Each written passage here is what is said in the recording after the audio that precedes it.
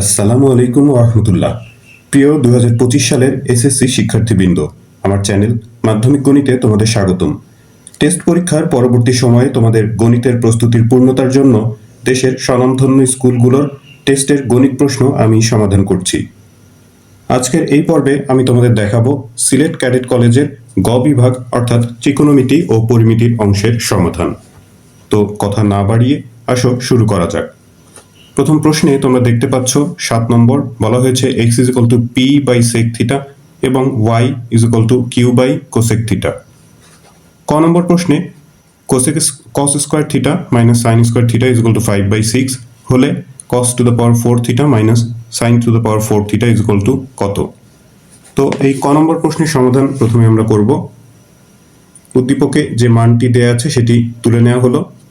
এখন প্রশ্নে বলা হয়েছে যে cos to the power 4 theta minus sine to the power 4 theta এর মান নির্ণয় করতে। তো আমরা এখানে একটা বীজগণিতের সূত্র ব্যবহার করব। এটিকে স্কয়ার ফর্মে লেখা হলো cos square theta whole square, একইভাবে sine square theta whole square. এখন এইটাকে a আর এটাকে যদি আমরা b ধরি তাহলে a square minus b square a plus b into a minus b। এখন এই যে এই cos square theta minus sign square theta এই অংশের মান উদ্দীপকে দেয়া ছিল 5/6, তো সেই মানটি এখানে বসিয়ে দেওয়া হলো। আর এই যে cos square plus sign square theta এটা ত্রিকোণমিতির সূত্র দিয়ে আমরা লিখতে পারি 1। তাহলে 1 এর সাথে 5/6 গুণ করলে 5/6। এ হচ্ছে ক নম্বর প্রশ্নের সমাধান। এখন দেখো 7-এর খ নম্বরে বলা হয়েছে যে যদি x plus y is equal to root over P square plus Q square minus C square হয়, তাহলে প্রমাণ করো যে P sine theta minus Q sine theta is equal to C.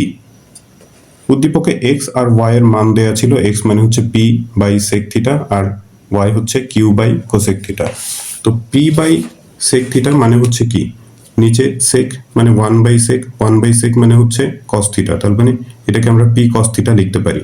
R q by cosec theta, কিউটাকে যদি আলাদা করে নাও 1/cosec theta থাকে, 1/cosec অর্থ হচ্ছে সাইন থিটা, তাহলে q সাইন থিটা হয়। এখন যে রাশিটা প্রশ্নে দেয়া ছিল, প্রদত্ত রাশি x plus Y is equal to root over P square plus Q square minus C square.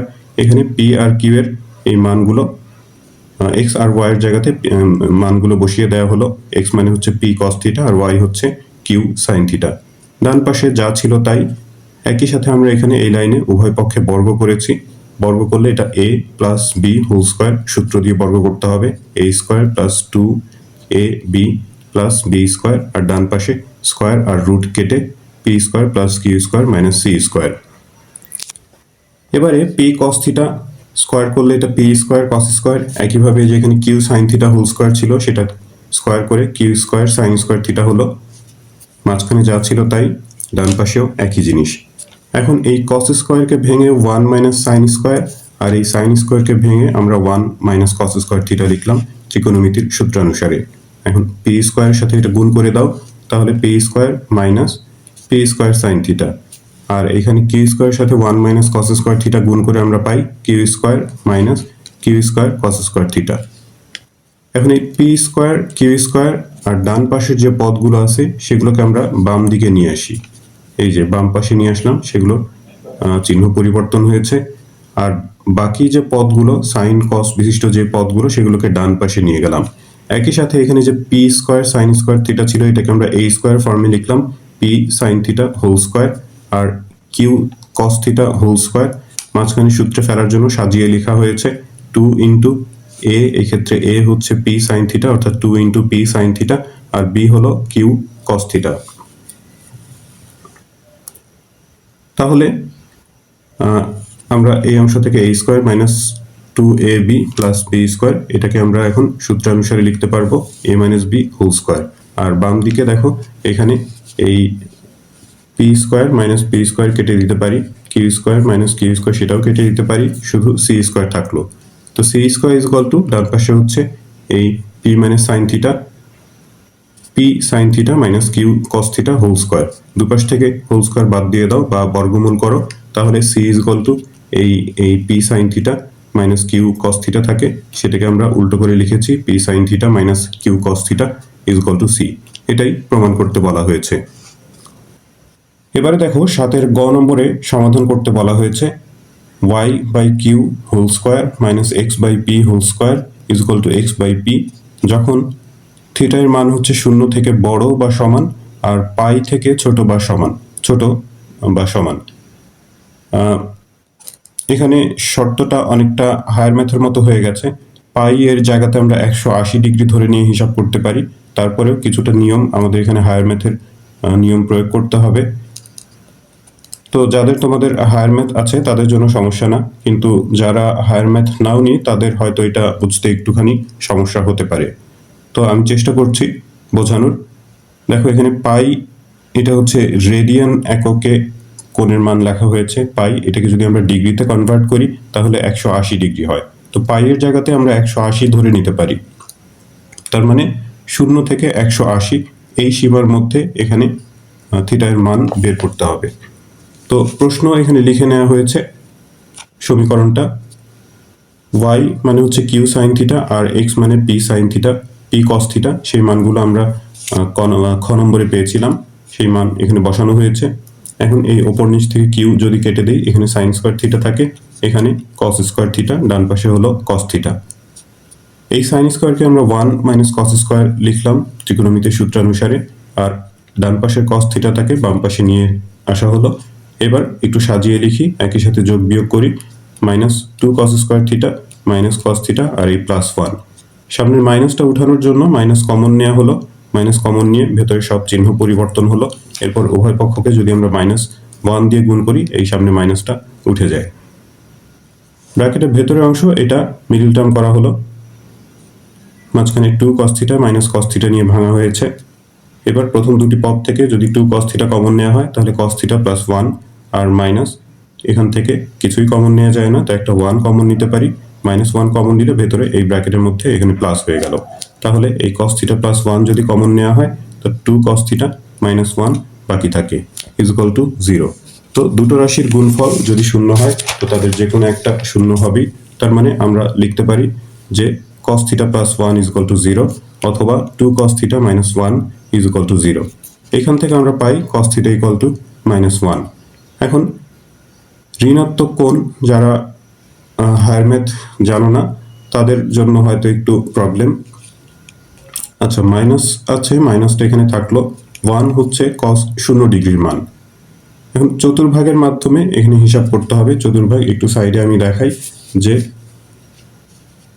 এই যে এটা হলো প্রথম চতুর্ভাগ, এখানে সবগুলো কোণের মান ধনাত্মক। প্রথম চতুর্ভাগ মানে হচ্ছে 0 থেকে 90 ডিগ্রি পর্যন্ত সীমা, এই সীমার মধ্যে সব ধরনের ত্রিকোণমিতিক অনুপাতের মান ধনাত্মক হয়। আর দ্বিতীয় চতুর্ভাগ 90 এর পর থেকে 180 ডিগ্রি পর্যন্ত, তো এই চতুর্ভাগে হচ্ছে যে শুধু সাইন আর সাইনের যে বিপরীত অনুপাত আছে কোসেক, সেই দুটার অনুপাত হচ্ছে ধনাত্মক। তো এখানে যেহেতু মাইনাস কস থিটা মাইনাস ঋণাত্মক আছে, তো যে সীমা আমাদের দেওয়া ছিল 180 ডিগ্রি পর্যন্ত, তো আমরা দ্বিতীয় চতুর্ভাগে এই মাইনাস কস থিটার মান বের করব, কারণ কস থিটার মান হচ্ছে দ্বিতীয় চতুর্ভাগে ঋণাত্মক। তো যদি আমরা এটাকে দ্বিতীয় চতুর্ভাগে নিয়ে যাই তাহলে আর সামনের এই মাইনাসটা থাকবে না। দ্বিতীয় চতুর্ভাগ মানে হচ্ছে দুইটা 90 ডিগ্রি, এরপর যদি আমরা মাইনাস এই 0 ডিগ্রিটা দেই তাহলে সেটা ওই দ্বিতীয় চতুর্ভাগে থাকবে, প্লাস দিলে পরের চতুর্ভাগে চলে যায়, এই কারণে আমরা এখানে মাইনাস দিয়েছি। তো এই ব্র্যাকেটের ভেতরে অংশ এটা যদি হিসাব করা হয়, 90 দুগুণ 180 থেকে 0 বিয়োগ করলে 180 ডিগ্রি হয়। দুপাশ থেকে কস বাদ দিয়ে থিটা এর মান আমরা এখান থেকে পাচ্ছি 180 ডিগ্রি। তো এটা গ্রহণযোগ্য মান, কারণ সূত্রে বলা ছিল, শর্তে বলা ছিল যে পাই এর সমানও হতে পারে, পাই থেকে ছোট বা সমান। তো এটা পাই বা 180 ডিগ্রি সমান হয়েছে, এই জন্য গ্রহণযোগ্য। আর ডান পাশের যে অংশ সেখানে কোনো সমস্যা নেই, 2 cos থিটা 1 ওই পাশে নিয়ে যাওয়া হলো আর 2টা ওই পাশে নিয়ে ভাগ করা হলো। এখন হাফ হচ্ছে cos 60 ডিগ্রির মান, দুপাশ থেকে cos বাদ দিয়ে আমরা থিটার মান পাচ্ছি 60 ডিগ্রি। তাহলে থিটার মান যে দুটো মান বের হলো এখানে 180 ডিগ্রি 60 ডিগ্রি, এই দুটো হচ্ছে গ্রহণযোগ্য মান। এবারে দেখো 8 নম্বর প্রশ্নে দুটো দৃশ্যকল্প দেয়া আছে, তো সেই দৃশ্যকল্পে পরে আসছি। এখানে প্রথমে ক নম্বর বলা হয়েছে যে cos square pi by 8 plus cos square 3 pi by 8 minus 1 এর মান নির্ণয় করো। প্রশ্নটি লিখে নেওয়া হয়েছে, এটিও হায়ার ম্যাথের একটা অঙ্ক। তো এই 3π/8 এটাকে ভেঙে আমরা এইভাবে লিখলাম π/2 মাইনাস π/8। এটা কিভাবে ভাঙলাম, যে এই উল্টাভাবে যদি চিন্তা করো, এই π/2 থেকে π/8 মাইনাস যদি করো, লসাগু নিয়ে মাইনাস করো, দেখো 3π/8 এটাই হবে। তো সেখানে উল্টোভাবে এটা ভাঙা হয়েছে। এখানে স্কোয়ার ছিল, স্কোয়ারটা এখানে ভাঙার সময় এরকম সেকেন্ড ব্র্যাকেট দিয়ে স্কোয়ারটা বাইরে হোল স্কোয়ার হিসেবে দিতে হবে। এখন π/2, একটু আগে আমি বলেছিলাম যে পাই এর জায়গাতে 180 ধরে নিতে পারো, 180/2 তার মানে 90 ডিগ্রি। এখানে একটা 90, অর্থাৎ বিজোড় সংখ্যক 90। বিজোড় সংখ্যক 90 থাকলে সেটা কসটা চেঞ্জ হয়ে সাইন হয়ে যায়। আর এই যে স্কোয়ারটা এখন এখানে দেয়া হলো, আর এটা দিয়ে শুধু আমরা চতুর্ভাগের হিসাব করব। প্রথম চতুর্ভাগ, এরপরে মাইনাস, তার মানে এটা প্রথম চতুর্ভাগই। প্রথম চতুর্ভাগে সব কোণের অনুপাত, সব ত্রিকোণমিতিক অনুপাতের মান ধনাত্মক হয়, এই কারণে সামনে আর কোনো ঋণাত্মক চিহ্ন আসেনি। আর আসলেও এটা যেহেতু হোল স্কোয়ার আছে, হিসাবে যদি মাইনাস আসে তবুও সেটা স্কোয়ার করার কারণে প্লাস হয়ে যাবে। তো সাইন স্কোয়ার π/8 হলো। এখন দেখো এই যে এই দুইটা কোণের মান একই, π/8। তো আমরা জানি sign square theta plus cos square theta is equal two 1। সেই সূত্রানুসারে এখান থেকে পাই হচ্ছে 1, এরপর -1 বিয়োগ করলে 0। এই হচ্ছে 8-এর ক নম্বর প্রশ্নের সমাধান। এরপরে বলা হয়েছে যে যদি π/2, এখানে আসলে একটা f হবে, f of π/2 minus theta plus f of theta is equal to √2 f of π/2 minus theta হয়, তাহলে প্রমাণ করো যে f of π/2 minus theta minus f of theta is equal to √2 into f of theta. তো এটার জন্য আমাদের এই দৃশ্যকল্প 1 এর সাহায্য নিতে হবে। বলা হয়েছে f of x is equal to sine X. তো f of x equal to যদি সাইন এক্স হয়, এই প্রশ্ন সমীকরণটা লিখে নেওয়া হয়েছে। f অফ x যদি সাইন এক্স হয়, তাহলে f অফ π/2 মাইনাস থিটা, এখানে x এর জায়গাতে π/2 মাইনাস থিটা, তার মানে সাইন π/2 মাইনাস থিটা। একইভাবে f অফ থিটা মানে হচ্ছে সাইন থিটা, ডান পাশে f অফ π/2 মাইনাস থিটা মানে হচ্ছে সাইন π/2 মাইনাস থিটা। এখন π/2, আমি ক নম্বর প্রশ্নে বলেছিলাম π/2 মানে হচ্ছে 90 ডিগ্রি। বিজোড় সংখ্যক 90 থাকলে সাইন পরিবর্তন হয়ে কস হয়ে যায়, কস থিটা। আর এটা হলো সাইন থিটা, আর এটা এখান থেকেও একইভাবে সাইন চেঞ্জ হয়ে এখানে কস হয়ে গেছে, কস থিটা। এখন উভয় পক্ষকে √2 দিয়ে গুণ করা হলো। এপাশে √2 গুণ, ডান দিকে √2 এর সাথে √2 গুণ করে √2 হোল স্কোয়ার হলো, অর্থাৎ 2 হয়ে যায়, 2 কস থিটা। এবারে দেখো এই প্রশ্নের ভেতর থেকে একটা মান আমরা এখানে গ্রহণ করব। এই যে √2 cos থিটা, এর মান হচ্ছে cos theta plus sin theta. তো এইখানে এই যে √2 cos থিটা, এর পরিবর্তে আমরা সেই cos theta plus sin theta লিখে দিলাম, প্লাস বাকি যা ছিল সেগুলো থাকলো। এখন এই √2 sin থিটা এটাকে বাম দিকে রেখে বাকি পদগুলো ডান পাশে নিয়ে গেলাম, চিহ্ন পরিবর্তন হলো। 2 cos থিটা থেকে cos থিটা মাইনাস করলে একটা cos থিটা হয়, তারপরে এই মাইনাস sin থিটা। এখন আমরা যেভাবে শুরু করেছিলাম, √2 sin থিটা মানে হচ্ছে f অফ থিটা, আর cos থিটাকে আমরা f অফ π/2 মাইনাস থিটা, প্রথম লাইনে আমরা এই কাজগুলো করেছিলাম প্রথম দিকে, আর sin থিটা হচ্ছে f অফ থিটা। এখন একটু উল্টো করে লিখি, প্রশ্নে যেভাবে আছে সেভাবে সাজিয়ে লিখলাম।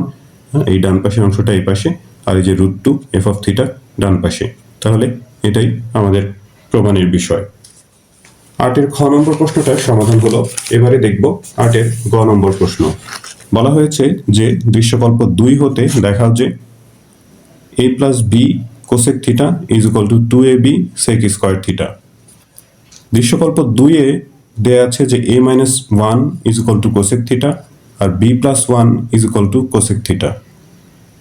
বেশ ব্যতিক্রমী একটা প্রশ্ন, বুঝতেই পারছো ক্যাডেট কলেজের প্রশ্ন, কিছু তো কঠিন কিছু তো ব্যতিক্রম থাকবেই। তো খুব বেশি কঠিনও না। দেখো এখানে যে a minus 1 is equal two বলা হয়েছিল যে কোসেক থিটা, আমরা এটাকে একটু পার্শ্ব পরিবর্তন করে a is equal to cosec theta plus 1 লিখতে পারি, এটাকে একটা সমীকরণ নাম্বার দিলাম। আবার b plus 1 is equal to cosec theta দেয়া ছিল, সেখান থেকেও পার্শ্ব পরিবর্তন করে 1টাকে ডান পাশে নিয়ে -1, এটা হচ্ছে 2 নম্বর সমীকরণ। এখন এই দুটো সমীকরণ একবার আমরা যোগ করে a প্লাস b এর মান, আর একবার গুণ করে a ইন্টু b বা a b এর মান বের করব। তো যদি যোগ করা হয় a প্লাস b, ডান পাশে 1 -1 কেটে 2 কোসেক থিটা থাকবে, তাহলে a প্লাস b এর মান পাচ্ছি আমরা 2 কোসেক থিটা। আর 1 আর 2 নম্বর সমীকরণ যদি গুণ করা হয় বাম দিকে হবে ab, ডান পাশে কোসেক থিটা প্লাস 1 আর কোসেক থিটা মাইনাস 1 গুণ করে a plus b a minus b সূত্র অনুসারে a square minus b square. এখন cosec square theta minus 1 is equal to cot square theta হয়, তার মানে ab হলো কট স্কয়ার থিটা এর সমান। বাম পক্ষে আছে a plus b cosec theta, সেটাকে এই a প্লাস b এর মান যে মান আমরা নির্ণয় করেছি সেই মানটা এখানে বসালাম 2 কোসেক থিটা ইন্টু এই কোসেক থিটা গুণ করলে 2 কোসেক স্কয়ার থিটা, আর ডান পাশে আমাদের ছিল 2ab সেক স্কয়ার থিটা। ab এর মান বের করা হয়েছে কট স্কয়ার থিটা, সেই মানটা বসানো হলো। এখন কট স্কয়ারকে আমরা cos square by sine square ভেঙে নিতে পারি, আর সেক স্কয়ারকেও ভেঙে 1 বাই কস স্কয়ার লিখতে পারি। তাহলে এই কস স্কয়ার যদি কেটে দেই তাহলে এখানে 1 বাই সাইন স্কয়ার থিটা থাকে। 1 বাই সাইন স্কয়ার মানে হচ্ছে কোসেক স্কয়ার থিটা। তো তাহলে বাম পক্ষ, এই যে বাম পক্ষ আর এই ডান পক্ষ সমান হয়ে গেল। তাহলে বাম পক্ষ আর ডান পক্ষ সমান, এটি দেখানো হলো।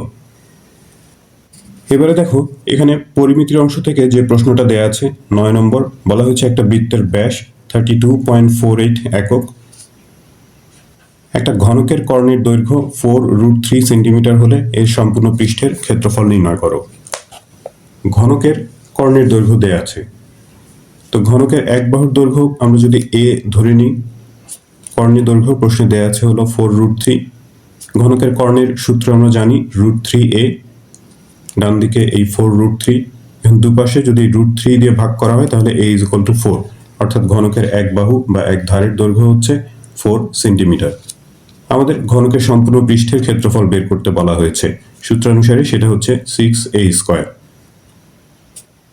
এর মান বের করা হয়েছে 4 স্কয়ার করলে 16, তার সাথে এই 6 গুণ করে 6 ষোলং 96 বর্গ সেন্টিমিটার। এ হচ্ছে ঘনকের সম্পূর্ণ পৃষ্ঠের ক্ষেত্রফল। এখন খ নম্বর প্রশ্ন, এখানে দশমিকের মান দিয়ে বেশ ঝামেলাওয়ালা একটা প্রশ্ন দিয়ে রেখেছে। এখানে বলা হয়েছে যে বৃত্তের পরিধি কোনো সমবাহু ত্রিভুজের পরিসীমার সমান হলে তাদের ক্ষেত্রফলের অনুপাত নির্ণয় করো। এখানে বৃত্তটির ব্যাস দেয়া আছে 32.48 একক। তো বৃত্তের পরিধি সমবাহু ত্রিভুজের পরিসীমার সমান, বৃত্তের পরিধি দরকার, আবার এখানে যে ক্ষেত্রফলের অনুপাত বের করতে বলা হয়েছে, তো সেই কারণে বৃত্তটির ক্ষেত্রফলও জানা দরকার। বৃত্তের ব্যাস দেয়া আছে 32.48 একক, তাহলে ব্যাসার্ধ হবে এর অর্ধেক, 2 দিয়ে ভাগ করে আমরা পাই 16.24 একক। পরিধি সূত্র জানি আমরা 2 পাই আর 2 ইন্টু 3.1416 ইন্টু 16.24 গুণ করে 102.04 হয়। আমি এখানে দশমিকের পর 2 ঘর নিয়ে আসন্ন মান 2 ঘর পর্যন্ত নিয়ে হিসাব করেছি, ঝামেলা অ্যাভয়েড করার জন্য, কারণ এখানে সব প্রত্যেকটা হিসাবই দশমিকের হিসাব, দশমিক অনেক দশমিকের পর অনেকগুলো ঘর চলে আসে, তো সেই ক্ষেত্রে পুরো অঙ্কটা করা বেশ কঠিন। বৃত্তের ক্ষেত্রফল পাই আর স্কয়ার, 3.1416 ইন্টু আর এর মান হচ্ছে 16.24 স্কয়ার করে তার সাথে এটি গুণ করে দাও 828.56 বর্গ একক। এই হচ্ছে বৃত্তের ক্ষেত্রফল। এখন বলা হয়েছে যে সমবাহু ত্রিভুজটার পরিসীমা হচ্ছে ত্রিভুজটার পরিধির সমান। তো ত্রিভুজের পরিধি তো আমরা আগে বের করেছি 102.04, তাহলে সমবাহু ত্রিভুজের পরিসীমাও এই 102.04 একক।